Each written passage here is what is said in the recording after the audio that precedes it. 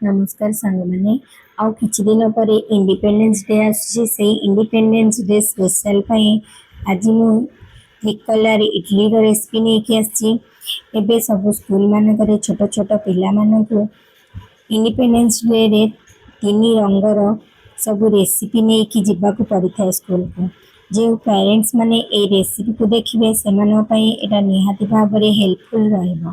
तेबे चलतु आज रेसिपी स्टार्ट करवा। प्रथम ये मुझे बिरी आ चाउल को मेजरमेंट गोटे कप नहीं देखु से कप रे मो अधा कप बिरी नहीं मु चोपा लगा बिरी नहीं आपड़ चाहिए मार्केट जो चोपा छड़ा बिरी मिलूँ सेटा भी नहीं पारे। देखु एबे से सेम कप रे मु गोटे कप चाउल नहीं देखु एबे चाउल को भल भाव में 2-3 थर पानी रे धोई नेबी धोईकी सफा करनेबी। देखु सफा कलापर पुणी थे पानी देकी भिजा छाड़ी देती जेहेतु चोपा लगा भी नहीं आपको एबे धोइबा पड़ोनी आगे केवल पानी देकी भिजा छाड़देवी। आपको 4 ରୁ 5 घंटा भिजा देवी। देखो 5 घंटा पर चाउल केते बढ़िया भिजी जाइए हाथ में मलटे भी भांगी जाऊँगी। आ जो बिरीटा भिजी थिला से बिरी जेहेतु चोपा लगा ताको एबे मली मलिकी धोईकी तार चोपा सब अलगा करके बिरी को काढ़ी आनिबी। देखु एभली भाव में धोइला परे चोपा सब अलगा हो सफा होगी बिरी बाहरी आसो। देखु ये देसी बिरीटा बहुत बढ़िया फॉर्मेट कर हेल्पफुल हुए। आपड़ जदि पाऊे यहाँ आणिकी देखिए करके देखिए बहुत बढ़िया हम इडली। देखु एबे बिरी आ चाउल को भल भाव में मिसई नौची तादेह जो पानीटा अच्छी से पानीटा पूरा निगाड़ी अलगा करनेबी। देखो एबे गोटे ग्राइंडर जार नहीं ग्राइंडर जार आपको अल्प अल्प घी देकी ग्राइंडिंग करनेबी।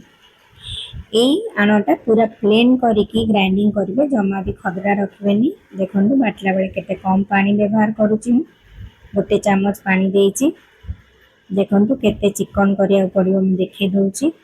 देखु पूरा यही भाव में चिकन करके बाटे। एबे आउ जहाँ अच्छी बिरी चाउल ताकू भी ग्राइंडिंग करनेबी। देखु सब चाउल बिरी को ग्राइंडिंग करी आनी। एबे ताकू गोटे डायरेक्शन में ताकू 2-3 मिनिट पूरा भल भाव में फेंटी देवी। देखु फेंटी देवी फेंटी देला परे देखु तार एबे केते केते पतला बा केते मोटा अच्छी देखि पारुथिबे। एबे आण ताकू मु आण को कवर करके 4 ରୁ 5 घंटा फॉर्मेट पई छाड़ी देवी। देखु 4-5 घंटा पर देखु सेटा केते बढ़िया भाव में फॉर्मेट होगी पूरा फुली जाइए पूरा से बाउलटा पूरा भर्ती हो जाइए। देखु केते बढ़िया फ्लफी हो जाइए देखि पार्थिबे। एबे गोटे इडली छांच बसई देछि गैस रे। एबे ता देहरे छांच रे किछि पानी देई नेबी। पानी देला परे हाई फ्लेम रे ताको फुटीबा को देबी।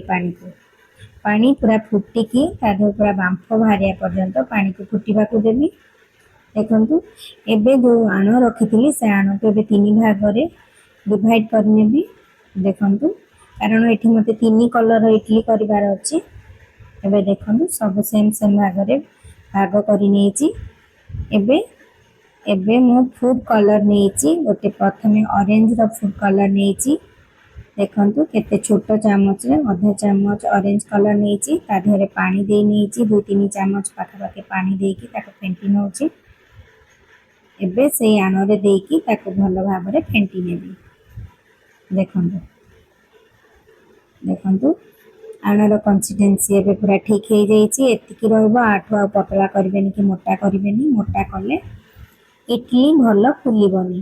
देखु तापर ग्रीन कलर दे नहीं ताकू भी भल भाव में फेंटी नेबी। देखु तापर आधरे मु परिमाण मुताबक सब लुण दे नेबी।